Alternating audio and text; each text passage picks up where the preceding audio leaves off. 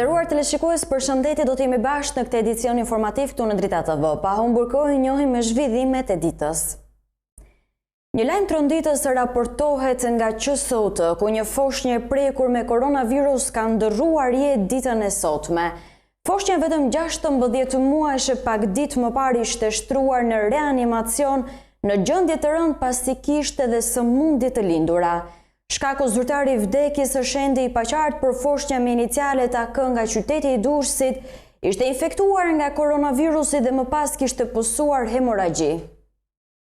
Koronavirusi ka shënuar viktimën më të re në Shqipëri. Bëhet fjalë për një vajzë 16 muajshe e cila ndroi jetë në repartin e pediatrisë pranë QSOT-s. Fëmia e seksit femër ishte shtruar në reanimacionin prej ditësh. Fëmia me inicialet AK ishte me origjinë nga qyteti i Durrësit. Mësohet se ajo ka pasur hemoragji të vazhdueshme.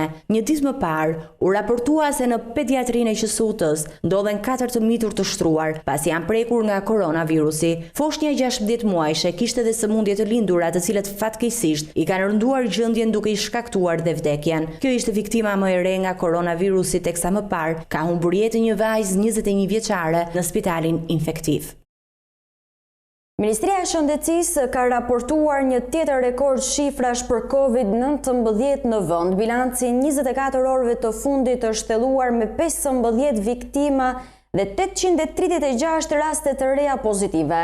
Ndërsa shënduar situata dhe në 3 spitalet COVID, ku aktualisht po trajtohen 436 pacient, 10 janë në terapi intensive, ndërsa 5 pacient janë të intubuar.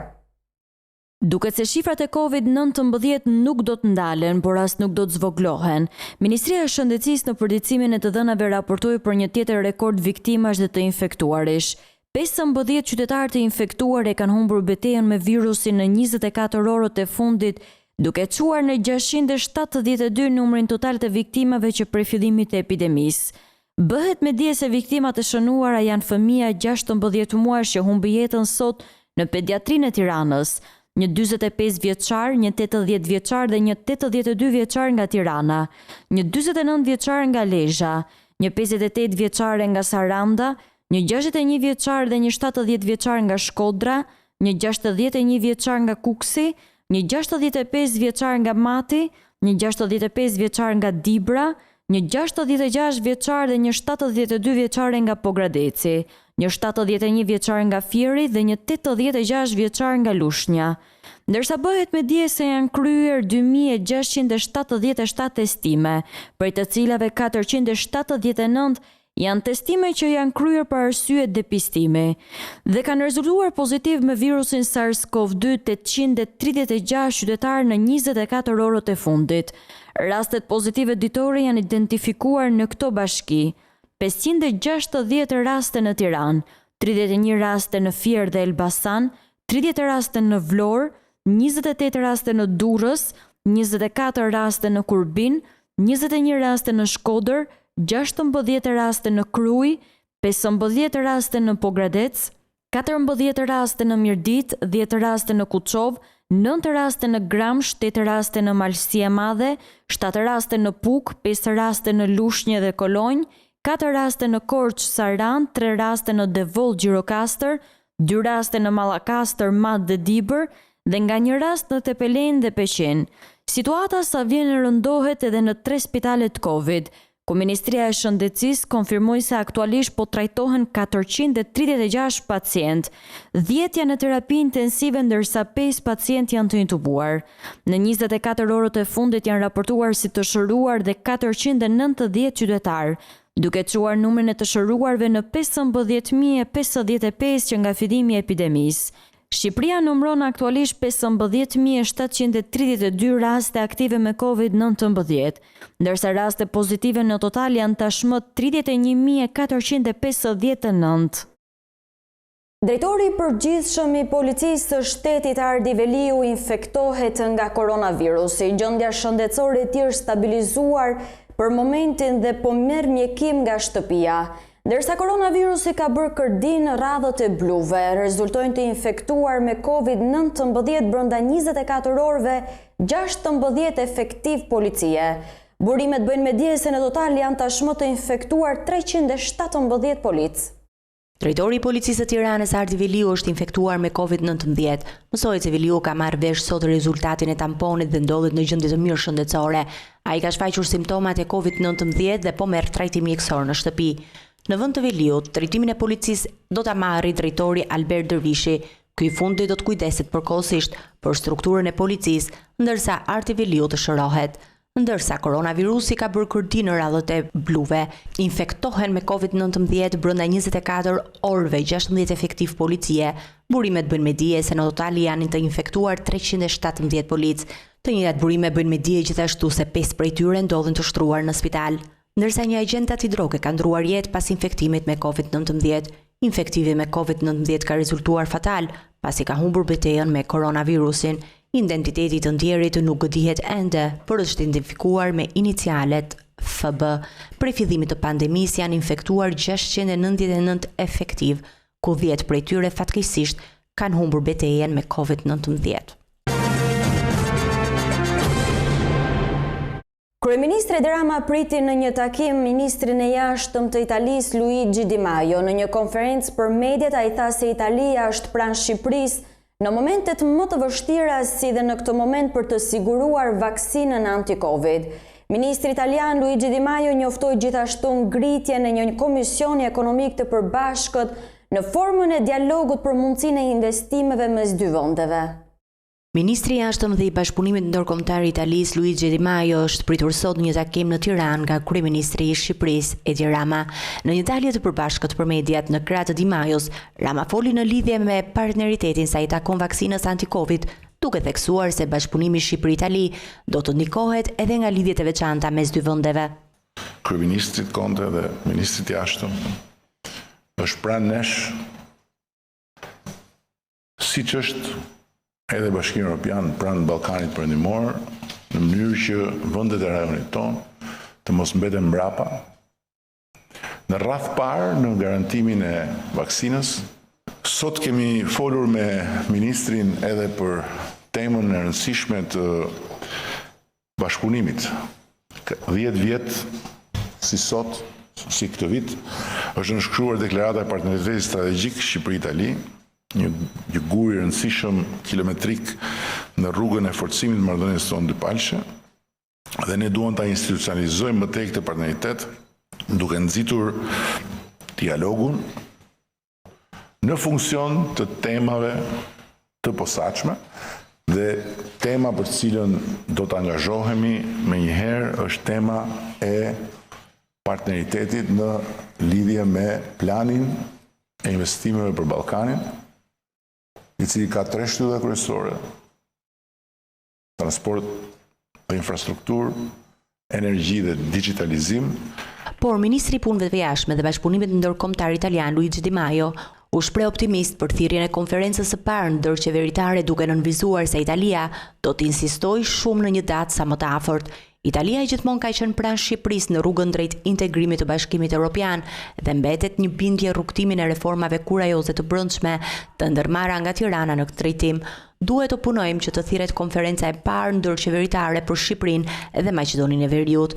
Pavarësisht ndalesës këtë javë, mbetemi të vendosur për të arritur objektivat tona brenda Bashkimit Evropian që të fillojnë konferencën. Deklaratat Di Maio i bëri gjatë konferencës së përbashkët për media me kryeministrin Rama. Të dy firmosën sot marrëveshjen për krijimin e komunitetit të përbashkët të përhershëm Shqipëri-Itali. Lidhur me negociatat, problemi është vetoja bullgare ndaj Shkupit. Bullgaria kërkon përfshirjen në një kapitull mbi zgjidhjen e çështjeve që lidhen me historinë dhe gjuhën, gjë që kundërshtohen fort nga Shkupi. Për Shqipërinë, sipas Komisionit Evropian, kushtet që duhen plotësuar janë bërja funksionale e gjykatës kushtetuese dhe reflektimi i rekomandimeve të Komisionit të Venecias për ligjin e medias, njohur ndryshe si paketa antishpifje. Ndërkohë edhe kryedemokrati Lulzim Basha ka zhvilluar një takim me ministrin e jashtëm të Italisë Luigi Di Maio. Në një deklaratë për media, Basha theksoi se mori zotimin e ministrit italian që do të ndihmojë Shqipërinë për vaksinën anti-Covid, ndërsa shtoi se kanë diskutuar edhe për çështjen e integrimit evropian të Shqipërisë. Kreu i Partisë Demokratike Lulzim Basha zhvilloi një takim me ministrin e jashtëm italian Luigi Di Maio. Në një deklaratë për media, Basha sqaroi arsyeën dhe çështjet kryesore që u fol gjatë këtij takimi, ndërsa shtoi se mori zotimin e ministrit që vendi fqinj të ndihmojë Shqipërinë për vaksinën ndaj COVID-19. COVAX është një instrument i OBSH-s, i cili zakonisht përdoret nga vendet në zhvillim.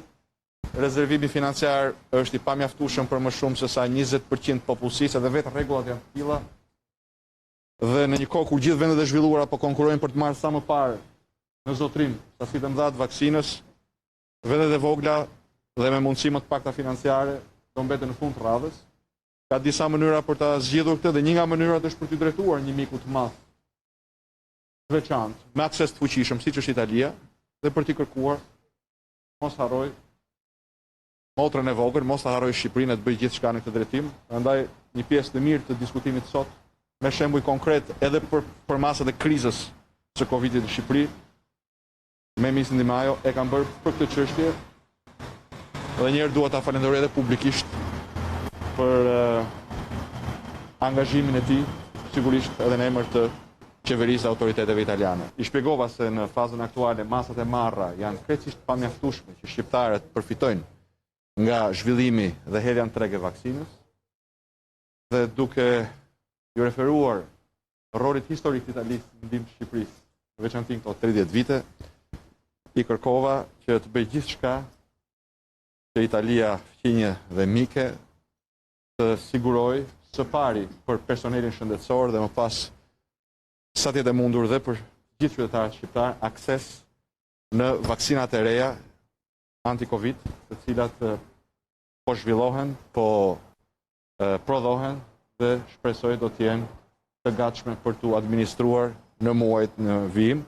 Do të ndaj me gjithë qytetarët shqiptar me kënaqësi të madhe zotimin e ministrit Di Maio edhe në emër të qeverisë italiane për të ndihmuar në këtë drejtim. Basha gjithashtu theksoi se u diskutua dhe çështja e integrimit evropian, duke deklaruar se për herë të shtatë Shqipërisë po e mbyllen dyert e Europës nga vetë Edi Rama, ndërsa garantoi se Partia Demokratike pas 25 prillit në qeveri do të rikuperojë kohën e humbur nga Partia Socialiste.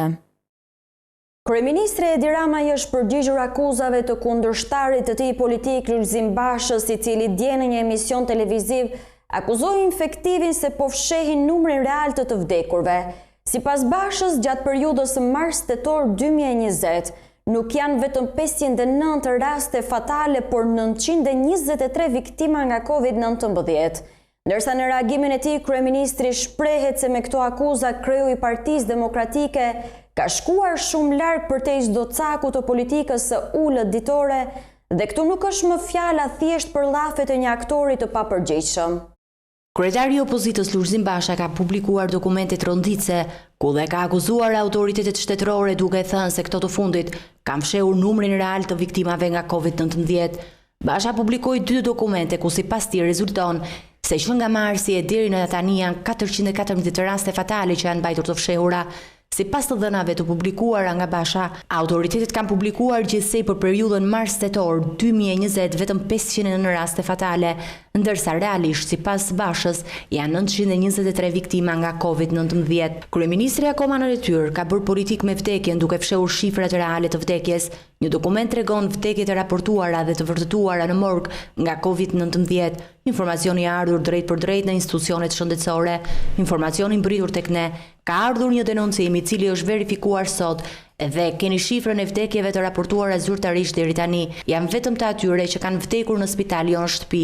Situata është edhe më rënd gjatë muajit nëntor që ende nuk është mbyllur. Në 17 ditët e para të muajit janë raportuar 128 viktima, ndërsa shifrat reale tregojnë se numri i vdekjeve gjatë këtyre ditëve është më shumë se 2 fish, plot 315 vdekje. Data 9 nëntor rezulton si më tragjike sa i përket fataliteteve, ku Ministria e Shëndetësisë ka raportuar numrin më të vogël të vdekjeve 11, ndërsa shifrat reale sipas të dhënave të publikuara nga Basha janë 26 viktima nga COVID-19. Ndërkohë, më njëherë pas kësaj akuze ka reaguar kryeministri i vendit. Kreu i qeverisë ka deklaruar se denoncimi i Bashës është shpifje për të përhapur panik dhe shqetësim tek qytetarët për akuzën e pashembull të Lulzim Bashës, e cila cënon drejt për së drejti integritetin morale profesional të mjekëve, të vijës së zjarrit dhe nxit dhunë ndaj tyre. Do t'i drejtohem nesër shqiptarëve me një mesazh të drejtë për drejtë, sepse këtu është shkuar shumë larg përtej çdo caku të politikës së ulët ditore, dhe këtu nuk është më fjala thjesht për dhafe të një aktori të papërgjegjshëm. Sot u shpreh të gjithë solidaritetin dhe mbështetjen time profesoreshës Najada Çomos e të gjithë skuadrës së saj shembullore, duke u përulur me mirënjohje përpara stërmundimit të tyre të përditshëm për 9 muajsh me radhë, si dhe duke u thënë që historia e mjekësisë shqiptare do të flasë për ta, kur Lulzim Bashës e xhakajdurve të tjerë të botës mizerabël, të shpifjeve, të thashathemeve, tu jetë harruar emri Nami e Nishani. Drejtoresha e Spitalit të Infektiv Najada Çomos, e shoqëruar nga mjekët që janë në frontin e parë të luftës kundër Covid, kanë reaguar ashpër ndaj akuzave të bëra mbrëm nga kreu i Partisë Demokratike Lulzim Basha, i cili pretendoi se ka një dokument nga morgu i Tiranës që vërteton fshehjen nga autoritetet të vdekurve nga koronavirusi në spitalet e Tiranës. Shprehim publikisht habin ton në lidhje me akuzat e bëra dje nga kryetari i Partisë Demokratike, zoti Lulzim Basha, në një emision televiziv. Janë akuzat ronditse që vënë në goditje profesionalizmin ton si mjek, por dhe janë goditje të befasishme të përpjekjeve tona më shumë se 9 mujore në luftë me Covid-19. Nuk duhet kursesi të arrihet deri këtu, dhe nuk është as pak dëshira jon të merremi me deklarata publike, por përballë akuzash të tilla, e shohim të domosdoshme të informojmë opinionin publik si vjen. Nuk është kursesi e vërtet që janë fshehur vdekje nga Covid-19 dhe e themi me përgjegjësi të plotë që kjo është jo vetëm praktikisht, por edhe teorikisht e pamundur. Çdo pacient që ndron jetë, përcillet për në morg bashkë me kartelën shoqëruese. Kartela bashkëshoqëruese përmban edhe arsyen e vdekjes së qytetarit, e cila është e firmosur dhe vullosur me përgjegjësi profesionale e ligjore nga mjeku që e ka trajtuar deri në momentin e fundit, nga mjeku pikërisht që ka konstatuar edhe vdekjen e personit. Shkaku i humbjes së një jete në spital nuk mund të përcaktohet as nga politikanët, as nga kushdo qoftë, përveç mjekut përkatës. Ministria e Shëndetësisë nëpërmjet zëvendës ministrit Albert Nikola është solidarizuar me mjekët dhe ka hedhur poshtë akuzat e ngritura nga kryedemokrati Lulzim Basha, i cili është shprehur se qeveria ka fshehur numrin e vërtetë të viktimave të shkaktuara nga Covid-19. Për ministrinë është jo njerëzore që të trazohen shpirtrat e familjeve të viktimave në këto momente dhe të flitet për manipulim të kartelave. Derisa ka patur dhe një reagim nga kryedemokrati Lulzim Basha, i cili ritheksoi edhe një herë akuzat e tij. Zëvendës ministri i Shëndetësisë Albert Nikollaj është përgjigjur akuzave të kreut të Partisë Demokratike Lulzim Basha se qeveria dhe Spitali Infektiv kanë fshehur rreth gjysmën e viktimave nga Covid-19 në Shqipëri. Përmes një deklarate për media, Nikollaj cilësoi akuzat si të pabazuara në fakte dashakeqe dhe të rrezikshme, të cilat sënojnë drejt për drejt dinjitetin dhe punën e mjekëve. Akuza e lëshuar mbrëm nga kryetari i Partisë Demokratike, zoti Lulzim Basha, për fshehje të qëllimshme të numrave të qytetarëve që kanë ndruar jetë, cënon rënd dinjitetin e mjekëve tanë. Ministria e Shëndetësisë dhe Mbrojtjes Sociale u shpreh keqardhjen më të madhe dhe mbështetjen më të fortë mjekëve të shërbimit infektiv në qendrën spitalore universitare Nën Tereza, të cilët e ngritën zërin për ta hedhur poshtë me forcën e dinjitetit të tyre akuzën e zotit Basha. Keqardhje sepse pasi janë gjendur në mënyrën më të pamerituar përballë akuzave të pabazuara, të paargumentuara, dashakeqe në adresë të tyre, sot janë detyruar të bëjnë edhe një deklaratë publike në adresë të politikës, në vend se të paktën të mos sulmohen nga politika në misionin e tyre të shenjtë në këtë ditë. Zëvendës ministri në fjalën e tij u shpreh se Ministria e Shëndetësisë do të vijojë të jetë transparente siç ka qenë deri më tani dhe do të komunikojë me korrektësi të gjitha shifrat aktuale në vend. Ne do të vazhdojmë të komunikojmë me korrektësi dhe transparencë me qytetarët shqiptarë, siç kemi bërë që nga dita e parë e kësaj pandemie, çdo informacion të raportuar nga strukturat tona, duke kërkuar besim, mirëkuptim, durim në kushtet e kësaj lufte kaq sfiduese për mbar klubin, solidaritet me mjekët tanë. Ndërkohë, menjëhershëm ka qenë reagimi nga kreu i Partisë Demokratike Lulzim Basha, i cili ritheksoi edhe një herë denoncimin e fortë se shifrat e vdekjeve nga koronavirusi janë fshehur. Në një deklaratë për media pas takimit me ministrin e jashtëm italian Luigi Di Maio, Basha theksoi se prokuroria duhet të veprojë menjëherë pasi Rama po merr kohë për të manipuluar provat. Qëllimi nuk është të bëj politikë. Qëllimi është të japim fund politikës me vdekjen. Dhe të japësh fund politikës me vdekjen do të thotë në rast të parë të bësh transparencë të plotë për numrin real të viktimave dhe të marrësh masa bazuar mbi numrin real të viktimave dhe numrin real të infeksioneve. Qofse fsheh infeksionet, duke bërë testimet ulta, qofse fsheh viktimat, atëherë je përgjegjës dhe bashkëpërgjegjës për dëmin që pandemia sjell në shëndetin dhe jetën e shqiptarëve. Mos lejoni të manipulohen provat. Natyrisht, ne kemi kopjet tona me emër dhe mbi emër datë për datë, por, siç u thash, ky njeri që nuk lë minutin kaloi pa dalë në Facebook e në Instagram. Belind Kliqi në një denoncim publik shprehet se kryetari i bashkisë Erion Veliaj po e shndërron kullën e sahatit në një ormuri për oligarkët miqtë e tij. Në një deklaratë për media, Kliqi tha se krah kullës së sahatit do të ndërtohen disa përbindësha prej betoni që fillojnë me 5 kate, ngjiten në 11 kate në simbolin e qytetit kullën e sahatit. Kryetari i Forumit Rinor i Partisë Demokratike Belind Kliqi akuzoi sot kreun e bashkisë Erion Veliaj se po zhduk zonën historike të Tiranës. Akti i fundit i tij, sipas Kliqit, është rënimi i kullës së sahatit. E mbajturat kryetarit bashkisë Erion Veliaj. Në qershor të vitit 2016, pasi shpenzoi disa miliona lek për t'i hedhur një bojë kullës së sahatit, Erion Veliaj ftoi të gjithë kryeqytetasit për të ngjitur 90 shkallët e kësaj kulle dhe në lartësinë 35 metra të kullës të shijonin pamjen fantastike që të ofronte qendra e Tiranës dhe kryeqyteti. Nguliteni mirë në mendje këtë pamje, sepse pas pak muajsh nuk do ta shohim dot më kullën e sahatit.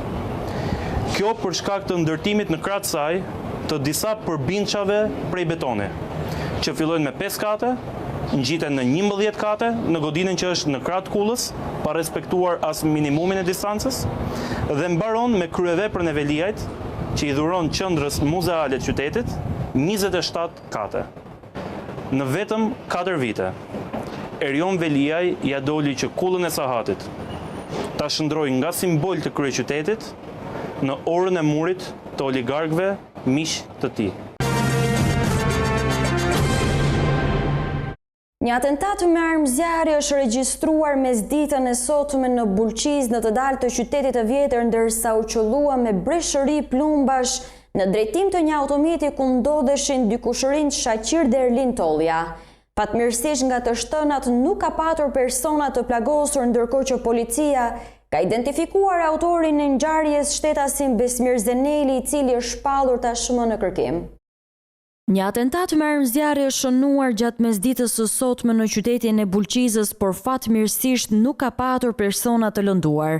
Bëhet me dije se të piketuarit për atentatin kanë qenë dy kushërinj Shaqir dhe Erlin Tollja, të cilët po udhtonin së bashku në një automjet tip Land Rover. Ndërkohë sipas njoftimit të policisë ka qenë shtetasi Besmir Zeneli, i cili duke drejtuar automjetin e tij në lëvizje sipër, ka parakaluar dhe ka nisur të qëllohej me një breshëri plumbash drejt automjetit tjetër ku ndodheshin dy kushërinj, të cilët fatmirësisht arritën t'i shpëtojnë atentatit. Ngjarja e rëndë ndodhi rreth orës 14:30 në një segment të rrugës së Arbrit në Bulqiz. Policia njoftoi se dyshimet e para janë se ngjarja mund të ketë ndodhur për konflikte të mëparshme, ndërsa po vijon puna për zbardhjen e plotë të ngjarjes. Gjithashtu bëhet me dije po nga ana e policisë është gjetur dhe automjeti i përdorur nga autori i ngjarjes, i cili tashmë është shpallur në kërkim. Numri i lartë i rasteve me COVID-19 në shtetin fqinj Greqi ka çuar në mbylljen nga ana e palës greke të doganës së Kapshticës.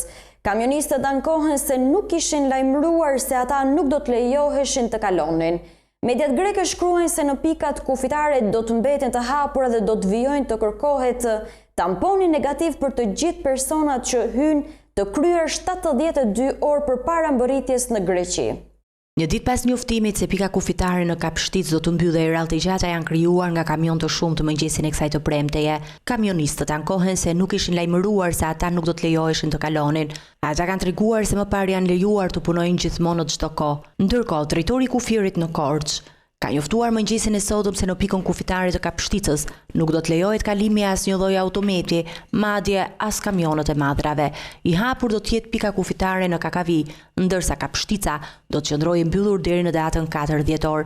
Pas një ore gjysmë, kamionat u larguan nga pika kufitare duke liruar rrallët. Ditën e djeshme, Greqia vendosi të mbyll pjesën më të madhe të kufive me vende të fshinj. Duke u nisur nga situata e koronavirusit, qeveria elene vendosi të mbajë hapur nga një pikë kufitare me vendet si Shqipëria, Bullgaria dhe Maqedonia e Veriut. Lajmi u bë i ditur nga zëdhënësi i qeverisë greke Stelios Petsas. Mediat greke shkruajnë se në pikat kufitare që do të mbeten të hapura, do të vijojë të kërkohet tamponi negativ për të gjithë personat që hyjnë. Një test negativ PCR e kryer 72 orë para mbritjes në Greqi. Ky vendim i qeverisë greke vlen vetëm për kufit toksor të lartë përmendur, ndërkohë që kufit ajror mbeten të hapur.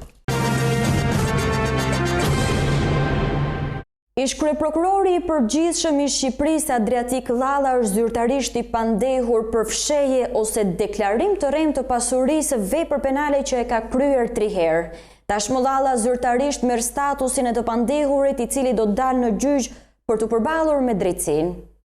Një ditë pasi gjykata e posaçme antikorrupsion vendosi marrjen si të pandehur të ish kryeprokurorit Adriatik Llalla, ambasadori amerikan Yuri Kim ka risill në vëmendje vendimin e dashit të shkruar të vitit 2018, ku i ndalon hyrjen në Shtetet e Bashkuara të Amerikës atij dhe familjes së tij. Diplomati amerikanë thotë se vendimi mbetet ende në fuqi.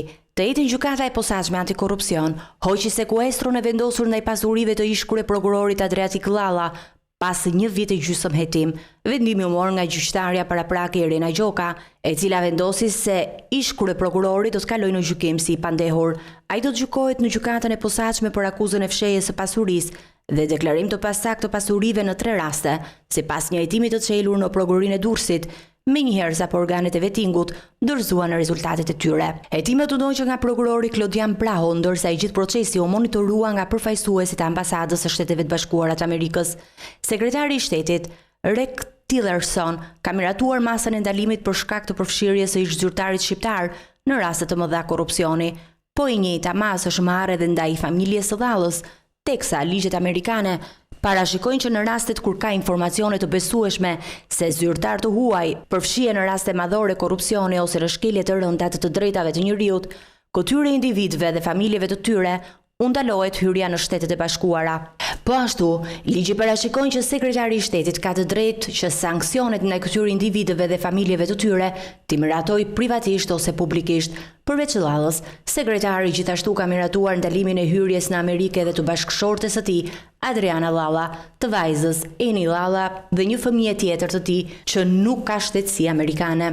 Policia ka vijuar të ndëshkojë të gjithë qytetarët që nuk kanë respektuar masat anti-Covid. Gjatë 24 orëve të fundit, policia njoftoi se janë gjobitur 645 qytetarë për maskën mbrojtëse, 9 qytetarë për orën policore, një administrator lokali, ndërsa 7 persona të tjerë janë shoqëruar për në komisariat. Policia ka gjobitur 654 qytetar, një administrator lokali, ndërsa ka shoqëruar në komisariat 7 shtetas të tjerë gjatë 24 orëve të fundit në kuadër të masave anti-Covid. Bëhet me dije se si rezultati kontrolleve gjatë 24 orëve të fundit në gjithë vendin, patrullat e përgjithshme dhe ato të policisë rrugore kanë evidentuar dhe ndëshkuar me masën administrative 3.000 lekë secili 645 qytetar që janë konstatuar duke lëvizur pa maskat mbrojtëse. Gjithashtu gjatë kontrolleve shërbimet e policisë kanë konstatuar dhe ndëshkuar me masën administrative 1 milion lekë një lokal në ambientet e të cilit nuk respektoheshin protokollet e sigurisë. Ndërsa 7 shtetas që nuk kanë pranuar t'i tregojnë punojësve të policisë dokumentin e identifikimit, janë shoqëruar për në ambientet e policisë të cilët pasi e kanë paraqitur atë, janë dëshkuar me masën administrative 3.000 lekë dhe më pas janë lënë të lirë. Gjithashtu gjatë kontrolleve pas orës 22:00 janë konstatuar dhe 9 qytetarë që lëviznin në rrugë pa arsye të domosdoshme të cilët janë dëshkuar me masën administrative 10.000 lekë secili. 2 të dënuarve për vjedhje me armë dhe banues në Tiranë u ka shkuar kërkesa me shkrim për vetë deklarimin e burimeve të pasurisë. Bylbil Thika, banues në Tiranë, i dënuar për veprën penale vjedhje me armë kryer në bashkëpunim.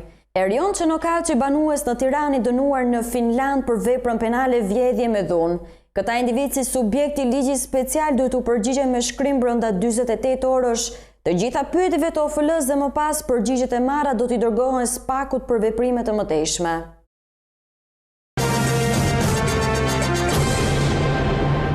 Do të ecim me të tjera informacione. 11 viktima dhe 855 raste të reja pozitive është bilanci COVID-19 në 24 orët e fundit në Kosovë. Instituti Kombëtar i Shëndetësisë Publike gjatë përditësimit të dhënave konfirmoi gjithashtu se 748 qytetarë janë shëruar plotësisht nga virusi në këto 24 orë. Kosova vijon të raportojë shifra të larta të COVID-19. Në 24 orë konfirmohet se 11 qytetarë të infektuar e kanë humbur betejën me virusin, duke çuar në 885 numrin total të viktimave që prej fillimit të epidemisë. Bëhet me dije se viktimat e shënuara janë të grupmoshës nga 64 vjeç deri në 92 vjeç. Instituti Kombëtar i Shëndetësisë Publike gjatë përditësimit të dhënave raportoi se janë kryer në këto 24 orë 1930 testime për persona të dyshuar të prekur dhe kanë rezultuar pozitiv 855 raste të reja. Vatra e infeksionit ka vijuar të mbetet komuna e Prishtinës, ku në 24 orë ka regjistruar 298 raste të reja pozitive, duke u pasuar me 62 raste në Mitrovic, 60 raste në Gjilan, 50 raste në Vushtri e të tjerë.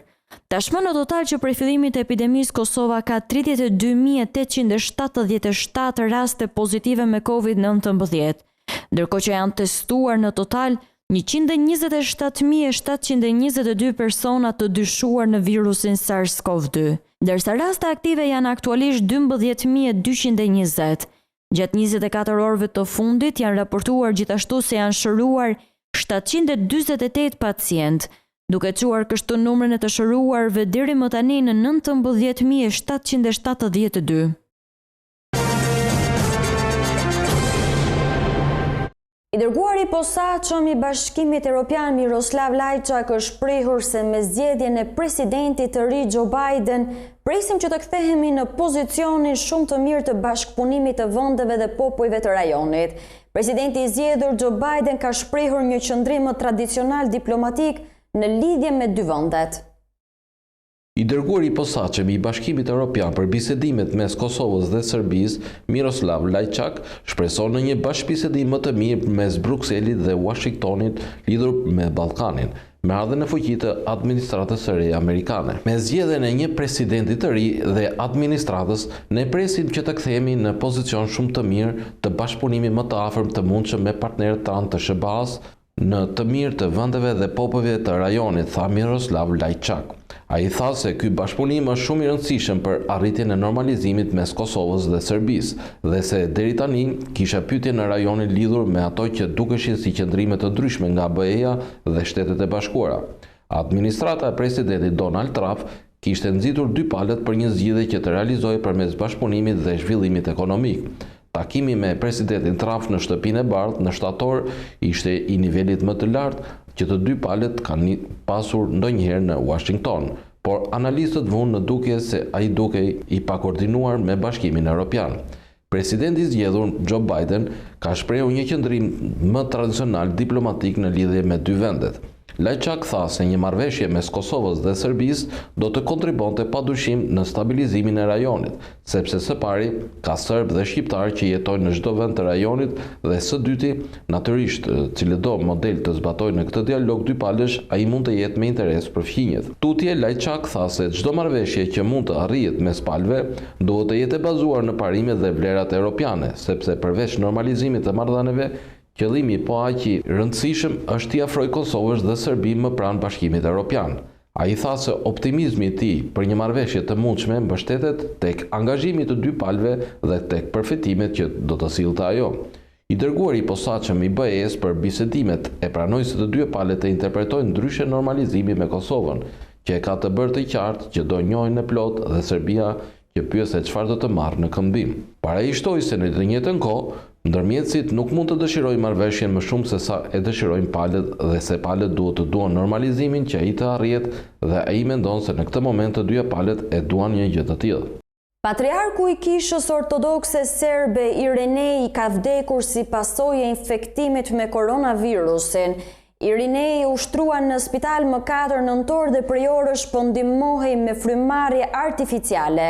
Patriarku Irenei njihet për bindjet e tij nacionaliste kundrejt Kosovës, por dhe Bosnjë-Hercegovinës dhe shpresonte që një ditë Serbia ato do t'i bënte pjesë të vetën. Kreu i Kishës Ortodokse të Serbisë, Patriarku Irenei, është ndarë nga jeta në moshën 90 vjeçare pas një betejë gati 3 javore me koronavirusin. Kryepeshkopi gjeti vdekjen mëngjesin e së premtes në spitalin ushtarak të kryeqytetit, pasi prej orësh qëndronte i intubuar për shkak të frymarrjes së rënduar nga pneumonia. Ai po kuroi atje prej datës 4 nëntor, kur u diagnostikua me simptomat e COVID-19. Ishte një nder të njihnim.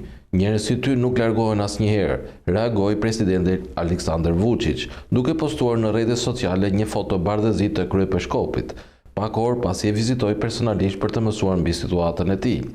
Patriarku Irenei, apo i njohur me emrin e lindjes si Miroslav Gravilović, u bë lider i shpirtëror i ortodoksëve serb në vitin 2010.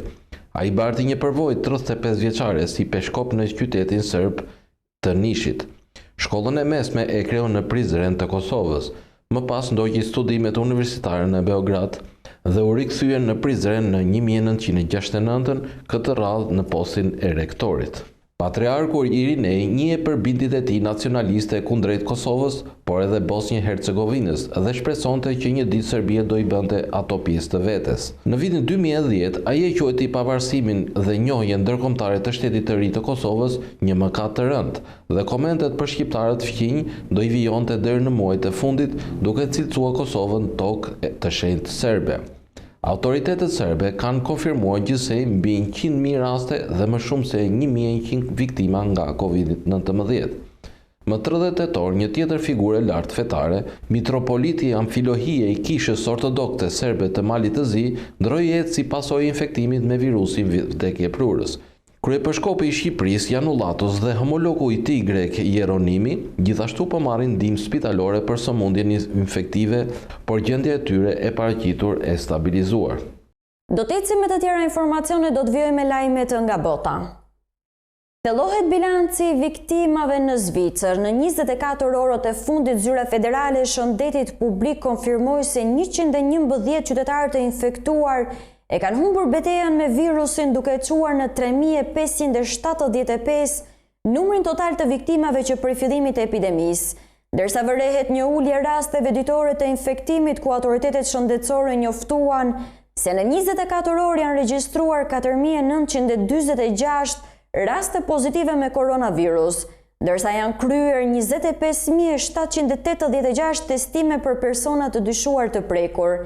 Gjithashtu raportohet se 252 qytetarë të infektuar pas gjendjes së rënduar shëndetësore janë shtruar në spitale për të marrë trajtim për COVID-19 në këto 24 orë. Joe Biden është konfirmuar fitues në shtetin e Georgias pas rinumërimit të votave. Ai ka marrë 16 vota të kolegjit elektoral në Georgia, duke konfirmuar numrin e tij të votave në 306. Georgia ishte shteti i vetëm që votat kishin mbetur pa numëruar. Joe Biden është presidenti i parë demokrat që ka fituar në Georgia që nga viti 1996, ku fituesi ishte Bill Clinton. Joe Biden është shumë afër konsolidimit të tij si presidenti SBA-s, pasi është deklaruar fitues dhe në procesin e rinumërimit të votave në shtetin e Georgias, duke garantuar 16 vota elektorale të saj. Fitoria e Biden rrit epërsinë e tij në kolegjin zgjedhor ndaj presidentit Donald Trump. Biden u shpall fituesi i zgjedhjeve presidenciale më 7 nëntor, pasi fitoi në Pennsylvania, Michigan dhe Wilkinson, shtete të cilat presidenti Trump i kishte fituar në zgjedhjet e vitit 2016. Biden tani ka 306 vota elektorale kundrejt 332 votave të presidentit Trump. Georgia nuk kishte votuar për asnjë kandidat demokrat për president që nga viti 1992, kurse Bill Clinton u bë president i vendit, dhe në zgjedhjet e fundit Trump fitoi Georgian duke marrë 5% më shumë vota se demokratja Hillary Clinton. Menjëherë pas këtij vendimi, reagoi edhe presidenti i zgjedhur Joe Biden, i cili theksoi se Trump po i shkakton një dëm të madh demokracisë në vend. Pavarësisht se shumë nga kërkesat e tyre janë hedhur poshtë nga gjykata apo dhe nga rinumërimet e votave, ekipi ligjor i presidentit Donald Trump, i udhëhequr nga Rudy Giuliani, ka vjuar me pretendimet për vjedhje votash dhe manipulime elektorale në procesin zgjedhor të 3 nëntorit. Giuliani përmendi shtete si Pennsylvania, Philadelphia, Michigani apo Pittsburghu, ku sipas tij janë kryer manipulimet më të mëdha. Qytetarët kanë zgjedhur Trump, jo Biden. Biden udhëheq sepse u bën këto manipulime. Na jepni një shans ta vërtetojmë këtë në gjykatë, do ta bëjmë, deklaroi Giuliani. Ai pretoi se ekipi ligjor i presidentit Trump premtoi se do të dalë me prova të reja në ditët në vazhdim. Në një studim të publikuar nga revista shkencore The Lancet, Microbe u arrit në përfundimin se njerëzit kanë më shumë të ngjarë të transmetojnë virusin në 5 ditët e para pas shfaqjes së simptomave. Ata theksuan nevojën e identifikimit dhe izolimit të hershëm të virusit për të shmangur një infektim në masë të tyre. Në një kohë kur numri të infektuar me COVID-19 po rritet ndjeshëm orë pas ore, një nga pyetjet që po shqetëson të gjithë është qëndrueshmëria e tij dhe transmetimi i tij. Se sa infektuos janë ditë i vitit varet nga shumë faktorë, duke përfshirë fillimisht qëndrueshmërinë e virusit dhe sasinë e virusit që kanë me trupat e tyre.